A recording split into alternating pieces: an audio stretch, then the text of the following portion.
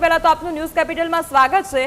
દેવાંગભાઈ પણ અમારી સાથે જોડાયેલા છે, સ્ટેન્ડિંગ કમિટીના ચેરમેન। તેઓ સતત કહી રહ્યા છે કે અમે સ્થળ નિરીક્ષણ કરી રહ્યા છીએ, સૂચનાઓ આપી દીધી છે અને પ્રી મોન્સૂનની કામગીરી પણ અમારા દ્વારા કરવામાં આવી હતી, પરંતુ અમદાવાદ શહેરની સ્થિતિ જોઈને એવું નથી લાગી રહ્યું। અમિતભાઈ, એના ઉપર આપનું શું કહેવું છે?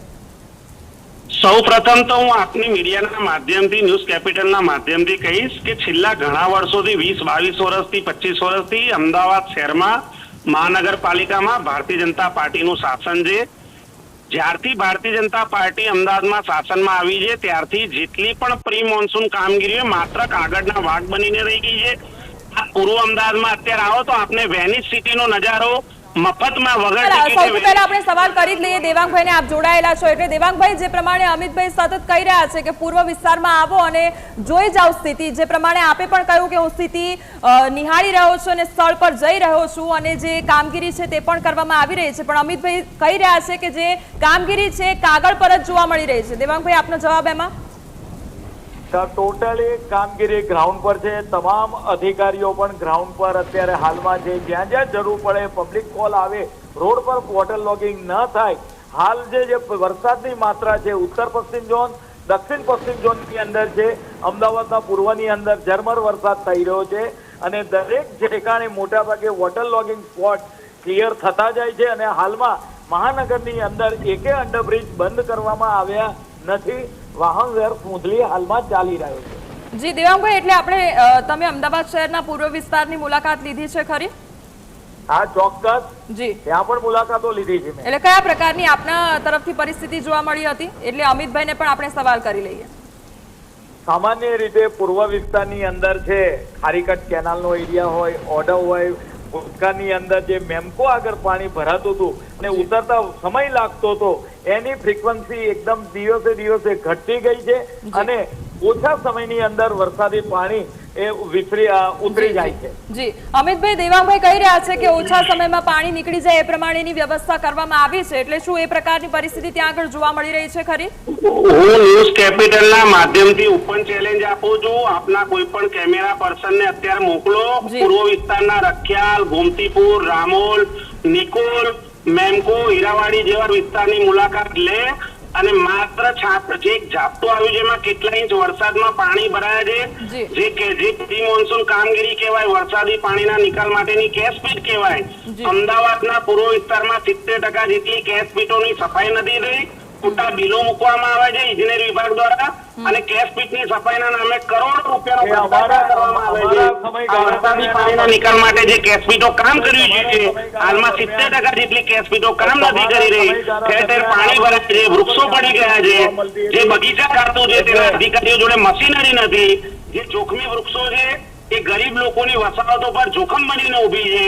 દેવાંગભાઈ, એટલે અમિતભાઈ સીધો જ ચેલેન્જ આપને આપી રહ્યા છે કે પૂર્વ વિસ્તારમાં આવો, હું તમને બતાવું, એટલે ચેલેન્જ એક્સેપ્ટ કરવા માટે આપ તૈયાર છો ખરી? અંદર ચોક્કસ હું મુલાકાત લઈશ, ત્યારે અમિતભાઈને પણ બોલાવી અમારી જોડે આવે, ત્યાંના લોકો બાપુનગરના ગરીબનગર વિસ્તારમાં અત્યારે નીચણસામાં પાણી છે, હું પોતે ત્યાં મુલાકાતમાં છું, આપ લાઈવ વિડીયો કોલ પણ કરી શકો છો, આપને હું બતાવું કેવા દ્રશ્યો છે અહીંયા અને કેવા પાણી ભરાય છે અને કઈ કેશ પીટ અહીંયા કામ કરે છે એ દ્રશ્યો હું આપને બતાવી શકું છું। જી જી દેવાંગભાઈ, એટલે અમિતભાઈ કહી જ રહ્યા છે કે ગોઠણસમાં પાણી છે અને કોઈ પાણીનો નિકાલ નથી થયો અને આપ બીજી તરફ કહી રહ્યા છો કે ત્યાં આગળ ઝરમર વરસાદ વરસી રહ્યો છે અને ઓછા સમયમાં પાણી નીકળી જશે એવી વાત કરી રહ્યા છો। તમામ પાણી ઉતરી જતા હોય છે, કોઈ એક ઠેકાણે એકાદ વિસ્તારની અંદર આ સમસ્યા આવશે, પણ એ સમસ્યા પણ ટૂંક સમયની અંદર આ પણ દૂર થઈ જશે વરસાદ બંધ રહેતાની સાથે। જી દેવાંગભાઈ, જે પ્રી મોન્સૂનની કામગીરીને લઈને સવાલો થઈ રહ્યા છે, એટલે તમે કેટલાક એવા વિસ્તાર અને થોડા ઘણા અમદાવાદ શહેરના વિસ્તાર એવી વાત કરી રહ્યા છો, તો સતત અમે જ્યારથી વરસાદ વરસી રહ્યો છે ત્યારથી એ દ્રશ્યો બતાવી રહ્યા છે અમદાવાદ શહેરના અલગ અલગ જગ્યાઓના, ત્યાં આગળ પાણી ભરાઈ ગયા છે। એટલે દેવાંગભાઈ, પહેલા મારો સવાલ સાંભળી લો કે પ્રી મોન્સૂનની કામગીરી પર સવાલ થઈ રહ્યા છે ત્યારે કરોડો રૂપિયા ખર્ચવામાં આવતા હોય છે, પરંતુ એ રૂપિયા ક્યાં જાય છે તેને લઈને સવાલ થઈ રહ્યો છે અને હવે તો જે સામાન્ય લોકો છે એ પણ સવાલ કરી રહ્યા છે, કારણ કે એ લોકો પરેશાન થઈ રહ્યા છે।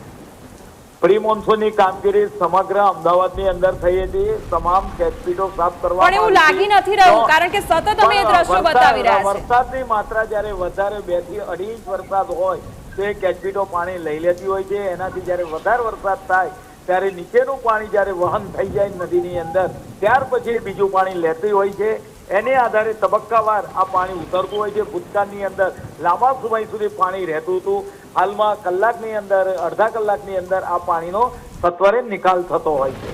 દેવાંગભાઈ, પણ અમદાવાદમાં જ્યારે પણ વરસાદ વરસતો હોય છે ત્યારે આ પ્રકારની સ્થિતિ હોય છે, એટલે આપણને ખબર જ હોય છે કે પછી સમય જતાની સાથે આપણને નવી સિસ્ટમ પણ જોઈતી હોય છે ને એ પ્રમાણે પાણીનો નિકાલ કરવો પડતો હોય છે. અને એવી તો સમસ્યા નથી કે આપણી પાસે પૈસા નથી અને એ પ્રમાણે કામગીરી ન થાય, કારણ કે કરોડો રૂપિયા આવતા હોય તો પછી એની સુવિધા લોકોને શા માટે ન મળે? ચોક્કસ સુવિધા પૂરી પાડવામાં આવતી હોય છે. એનું short term planning, long term planning પણ કરવામાં આવ્યું છે.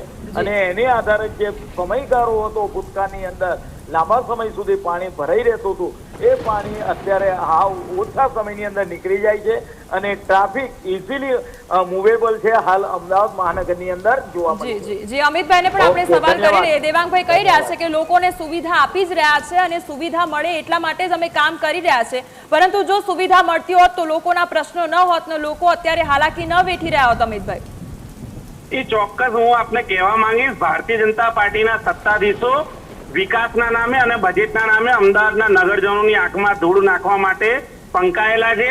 હું આપને 1000 ઉદાહરણો આપી શકું છું. આજથી 10 થી 12 વર્ષ પહેલા સમગ્ર અમદાવાદને વરસાદી પાણીનો નિકાલ કરવા માટે જે કેસપીટો નાખી હતી કે 12 મહિના અમદાવાદના જે સુકાભટ તળાવો રહે છે એ તળાવોમાં આ જે કેસપીટ હોય એના દ્વારા વરસાદી પાણીનો સંગ્રહ કરવામાં આવે અને તળાવો પણ ભરેલા રહે એ પ્રકારની વ્યવસ્થા માટે 800 થી 1000 કરોડ રૂપિયાનો ખર્ચો થયો હતો.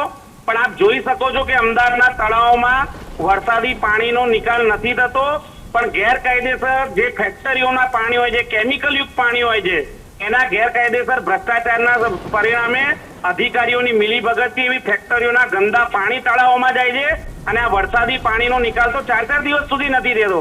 આ ભારતીય જનતા પાર્ટી વિકાસના નામે અમદાવાદને વેનિસ સિટીમાં ફ્રી ચાર્જમાં કોઈ વગર ટિકિટે અમદાવાદના શહેરીજનોને વેનિસ સિટીનો નજારો બતાવવા માંગતા હોય અને એના માટે આ પાણીનો રોડ ઉપર ભરાવો કરતા હોય તો મને કોઈ વાંધો નથી. જો તે એવું સ્વીકાર લેતા હોય કે ભાઈ અમદાવાદીઓને વેનિસ સિટીનો નજારો જોવા મળે એના માટે વરસાદી પાણી ભરાયેલા રહે છે તો હું પણ એમના સાથે સંમત થઈ જઉં, પણ એમનો સ્વીકાર કરવા જોઈએ કે ભાઈ આ વરસાદી પાણી 3-4 દિવસ સુધી પૂર્વ અમદાવાદમાં ભરાયેલા રહે છે અને આ વાસ્તવિકતા છે. જી દેવાંગભાઈ, જે પ્રમાણે અમિતભાઈ સ્પષ્ટ વાત કરી રહ્યા છે, ભ્રષ્ટાચારનો આક્ષેપ સીધો જ લગાવી રહ્યા છે. દેવાંગભાઈ, ભ્રષ્ટાચાર કોંગ્રેસના મૂળમાં છે, એના લોહીમાં રહેલું છે. આ પાર્ટી એ ભ્રષ્ટાચારને જન્મ આપનાર કોંગ્રેસ પાર્ટી છે. અહીં આગળ અમારા તમામ પદાધિકારીઓ અમિતભાઈ, આપે જેના ઉપર ભ્રષ્ટાચારનો આક્ષેપ લગાવ્યો એ ખુદ જ હવે આપની ઉપર ભ્રષ્ટાચારનો આક્ષેપ લગાવી રહ્યા છે. છેલ્લા 7 દિવસથી વિકાસના નામના ભ્રષ્ટાચાર, રાજકોટ એરપોર્ટ હોય કે દિલ્હી એરપોર્ટ હોય એ ભ્રષ્ટાચાર હોય, મુંબઈનો બ્રિજ હોય, ભારતીય જનતા પાર્ટીનો ભ્રષ્ટાચાર, મોટા અજગરનો જે રીતનો અજગર લોકોને ગળી જતો એ રીતે લોકોના ટેક્સના પૈસા, ભારતીય જનતા પાર્ટી અજગર સમાન છે, લોકોના ટેક્સના પૈસા જેમ અજગર લોકોને ગળી જતો એ રીતે લોકોના ટેક્સના પૈસા ભારતીય જનતા પાર્ટીના સત્તાધીશો ગળી જાય છે.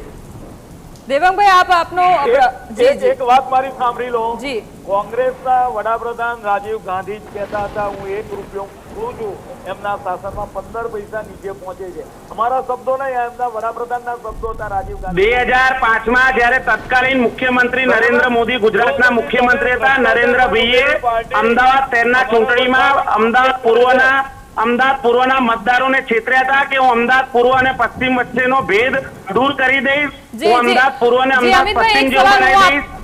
જી એક સવાલ દેવાંગભાઈ આપને એ પણ કરવા માંગીશ કે જે અત્યારની સ્થિતિ જોવા મળી રહી છે અમદાવાદ શહેરની, ઠેર ઠેર પાણી ભરાઈ ગયા છે. હવે એક જ સવાલ કરવો છે મારે કે કોઈ પણ પ્રકારની દુર્ઘટના જો સર્જાય તો એની જવાબદારી શું તંત્ર લેશે ખરી? એક આપને વાત કરી દઉં કે અમિતભાઈ કીધું કે પૂર્વ અને પશ્ચિમનો ભેદ, બરાબર, તો ખારીકટ કેનાલનું કામ ચાલુ છે, લોકોના આશીર્વાદ અમને મળી રહ્યા છે.